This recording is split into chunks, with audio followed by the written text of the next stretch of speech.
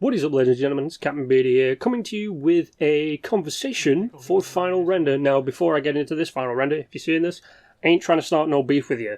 You're a fellow Fallout YouTuber, you're awesome, some of your videos are great, some of your videos just blow my mind, so I ain't trying to start anything with you, but you recently, about 5 hours ago, maybe 6 now, because it's almost 2 in the morning for me, and I've just woken up, you released Nuclear Winter Needs to Change Fallout 76 Battle Royale beta feedback.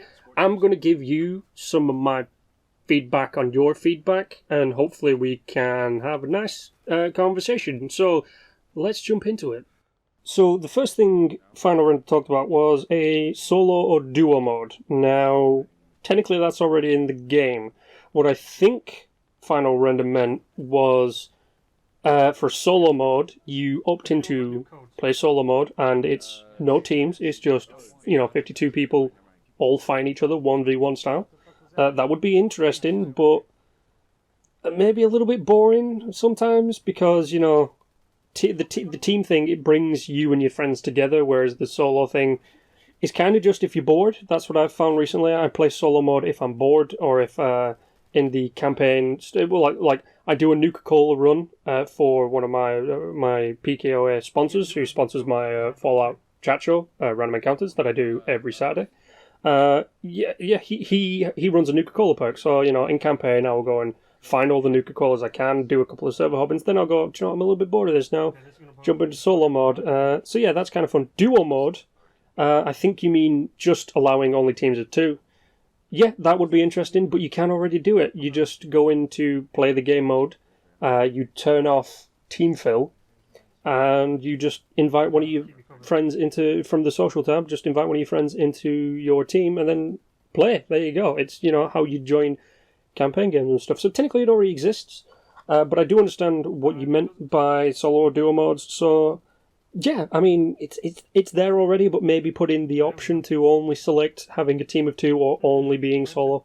Yeah, it would be interesting, but I don't think at the minute we need it. So I'm going to give it a 50-50 on that one. Now, the next thing he brought up was crawling. Now, what he means by this is when you go down, at the minute, you just kind of drop to your knees, like your girlfriend's just broken up with you, and you realise, oh shit, she's got all my Fallout games and all my Halo games, and now I'm left dead inside. So that's what he means. You drop to your knees, and you're just kind of out in the open.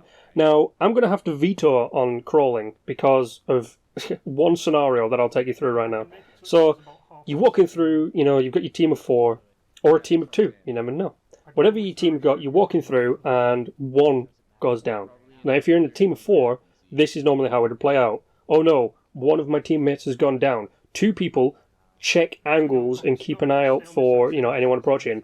I, or, whoever is thing, will go and get him up. Right? That's how it normally goes with the 4. Unless they bum rush you, then it's immediately fire as many bullets as you can into them and then try and get them up. In a duo, it kind of goes like this. Oh my god, my only other means of survival has gone down. What the fuck am I going to do? And you immediately start running through every single scenario that could possibly happen in your head. But if crawling was in the game, this is how it would go. You're in your 4 people mode. Oh no, one of us has gone down. Quick, everybody get behind a bush or a tree or a rock or something that will protect us. But go into third person mode, keep your eyes out. If anyone tries shooting him, pop out and shoot him. And just crawl to us, mate. Just crawl to us. We'll get you up. That's how it'd go in a full team. This is how it'd go in duo mode. Oh my god, my teammate's gone down. Quick, I'm going to slowly walk back to that tree that's about 2 feet behind me. He's going to crawl at the same speed as me, and I'm going to keep my gun pointed in a direction. When I get behind that tree, he's going to crawl around the tree, I can get him up. Yeah, crawling just adds in this non-needed kind of aspect to the game that we don't need, because it takes some of the fear out of the game. I know that when either I've gone down or a teammate's gone down, we are all like full on in tactical mode, like, oh my god, what's going to happen, where are we doing, and we run through everything. And our hearts are racing, and we're sweating, and we've got erections, and all this kind of stuff, and we're just like, oh my dear god, what are we going to do? And then eventually, sometimes it'll just be one bloke, so we'll kill him, we'll get a teammate up, and we're back in the fight. Sometimes it'll lead to a team wipe against us, and sometimes it'll lead to, a Mexican standoff. So we don't really need crawling, but it is an interesting feature. I do understand where you're coming from with it. but I think it'd just take too much out of the game of the whole like fear and the tactical, the tactical aspect to it, where instead of weighing up the options of going to get your teammate up or standing and fighting, it would just be, I'm going to hide behind this rock, crawl to me. And that's what you see happen in other kind of Battle Royale game mods. People will just crawl into a building and be rezzed instead of, being stuck out in the open and being used as bait by other teams, which happens in this game right now. So yeah, I don't think we need crawling. Now, the next thing Final Render covered was stats. And literally, in my notepad right here that I got today just for making YouTube videos, I put yes with an exclamation mark. Yes, we need stats. That's all I'm going to say on it. It'd be nice to check out my KD and all that kind of stuff. And maybe things like distance traveled, favourite weapon used, most bullets used, all this kind of stuff.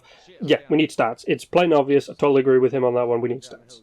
Now next, he has something to say on photo mode. And I call it U-boat mode because it turns you into a submarine. And what I mean by this is if you don't know it or you don't do it, if you get into some good cover and you're like, I wonder where everybody could be, and you press start and bring up photo mode, you can scan the area. Technically, that's a real life thing, because in World War I trench warfare we had things like periscopes, where you'd sit in the comfort. That's a funny thing. But you'd sit in the safety of your trench and you'd just peer over, take a look for a sniper, take a look for enemies bum rushing you and all that kind of stuff. And the photo mode is kind of our version of that in this game. Yes, it can be used as evil. I am on a kind of 50-50 kind of thing with this. Yes, it can be used as evil where because of the distance you can travel with photo mode. You can, look behind trees or look behind rocks or ditches and say, yeah, they're over there. But at the same time, it is a real life kind of thing that we can do. That's why I call it U-boat mode, because it's just periscope mode. You just activate a periscope. Now, if they put a periscope in the game, that'd be pretty funny. But photo mode at the minute, I'm on a 50-50 with it. Yes, it can be used for evil, but at the same time, I don't see a lot of people using it, which is where the other 50% comes in. The only real people I see using it is when it comes towards maybe the end kind of stuff, and if you've ever been in, a team versus team where it's, still 4 people versus 4 people at the end of the match, it's really hard to find this other team until the Scorch Beast turns up. So the photo mode can be used to keep the action going in a way. But yeah, I think photo mode for now should stay in. But if they are going to change it, they should maybe limit it. So limit the range. Over a distance, maybe you can't see people, kind of like, rendering distance or something like that. So yeah. So, I'm 50-50 on it at the minute, but, it is fun just pretending to be a German U-boat every now and then. So, at the minute, leave it in. Next, he talks about load times. And yes, this is another one I completely and utterly agree on. Load times are way too long in this goddamn mode. I know I will spawn into the Vault 51 with my team, and then we'll be waiting for a minute. So we just sit down on a bench while some random bloke punches us in the face. It's just a little bit time wasting. If it was shortened, it would allow us to get into it, faster, get some more games going, all that kind of fun stuff. But I think the reason it exists is because of, trying to load in the map and then the ring and then all that kind of stuff. I don't know. I'm not a game programmer and all that kind of stuff, so yeah, we do definitely need faster load times, but maybe there's a reason behind it. I don't know. Then, of course, he covered things like adding new NPC enemies. And yes, I totally agree on this one. We do need things like robots or deathclaws, or maybe like snallygasters or something. But this is the part where I disagree with you on it, Final Render. Not now. When it's released, that's when we need them, because when it's in beta at the minute. So when it's fully released, there will be different maps, different areas on the map, all that kind of stuff. So if say you're fighting in Watoga or that area. Robots. Robots are Watoga, throw in a Deathclaw as well. You can find Deathclaws around there. If you're fighting up near that lumber, the lumber production facility full of super mutants, or Deathclaw Island, that area, yeah, Deathclaws right there. If you're fighting in the other place, the Toxic Valley, throw in some snallygasters. I think new enemies should depend on new maps, and don't just throw them in right now. We're in the forest region at the minute, so it's always low level stuff. I do, mutant hounds, the dogs. Yeah, sure, a Milek every now and then. But, yeah, at the minute, I think it's perfectly fine. But when they release new stuff, new maps, that's when we should see new enemies. So, yeah, I agree with you on that one, but only after the game goes, full 1.0 build and it's, It's no longer a beta. So yeah. Now next, Render, you tackled nukes, and I completely 100% disagree on everything you say about the nuke, and I'm going to have to give you a little bit of a tactical faux pas, because when you showed in the footage you got the nuke, you immediately dropped it. No. This is why I disagree with you on nukes. So, nuclear spawns at the minute are apparently supposed to be random, however I do believe they are fixed and in specific locations. So, this is kind of what happens when me and my team spawn in. We always check a place to see if the football's there. If the football's there, we then try and get the four codes. There we go. And then when we get the 4 codes, we're like, oh shit! I've just realised I've got the nuclear football. I've got the 4 codes. If I die, someone can immediately launch a nuke. So you hunker down like there's no tomorrow. You take ground at a very slow pace, but you take it, you hold it, you fortify it like there's no tomorrow. You just stand on it and you go, I have the nuclear football, and you will never take it. And you hold on to it for as long as you can, like dear life, like you're about to be kicked off a bridge that's, by a Bond villain or something like that. You hold on to it, and you cherish it, and then when the nuclear zone gets really small, you go, nah, and you drop a nuke on it and you become a Bond villain. So you go from being the good guy to the bad guy. I think that's how you should use a nuke, not the way I've seen people use a nuke, which is, hey, I've got the nuke, drop, while there's still a massive range left. And yes, you did mention about the radiation zone.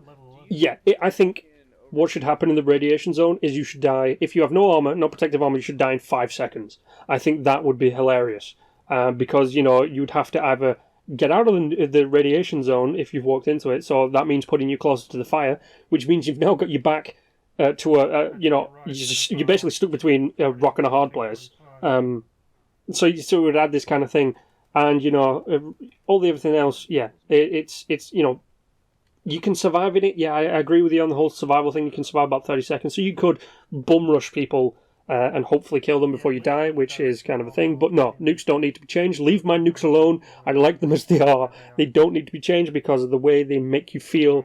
When you get it, your heart starts once again. Your heart starts racing. You immediately get a little bit more tactical. You focus more on the game, and you hunker down and you try and play to the best of your ability, because you want to get to that point where the circle is small enough that you can drop the nuke on everybody else and live. And that is a beautiful sight to behold when you see you look down a hill at someone because they're trying to get out of where the bomb's going to drop, and they look up and they see you, and they realise they can't get out, and they go, why have you done this to me? And then the nuke hits and they get vaporized, and you're just stood on top of this hill, and you slowly put your hand up and salute them because they stuck around to the end, but they realised they could not fight the power of atom.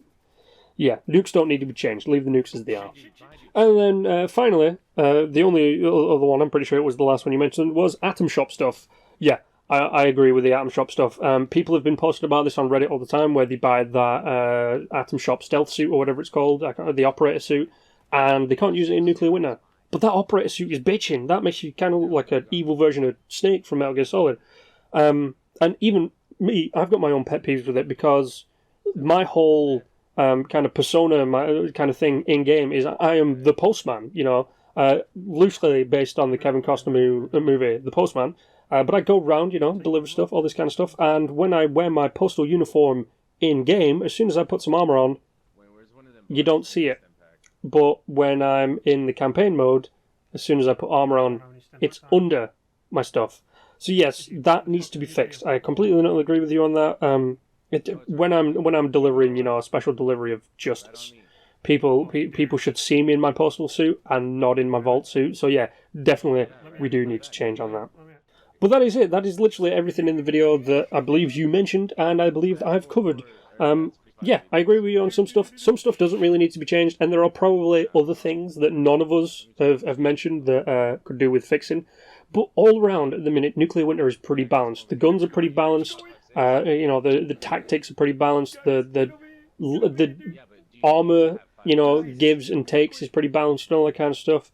So at the minute, there are only minor things that really need changing, and I think what they should do is, instead of focusing on some of the stuff that we've covered that would be kind of major game changing, like the nukes and all that kind of stuff, they should just focus on the little things like adding in adding in new enemies would come with new maps. That's not a little thing, but yeah, you know what I mean. Just fix the little things, you know, like a beta does. You know, we break it early. So just fix those. Definitely fix the item shop. And if further down the line, when the game goes, you know, out of beta, the game mod's out of beta, if stuff is still broken, like people still, if anybody still has a problem with things like nukes or anything, then change them, because we've gone through the beta, we've witnessed it all.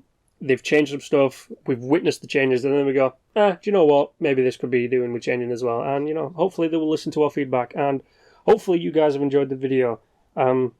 Yeah, once again, not trying to start any beef with you, Final Render. If you are watching, please do talk to me, Final. You can, you know, obviously find me on Twitter. My link to my Twitter is in my description.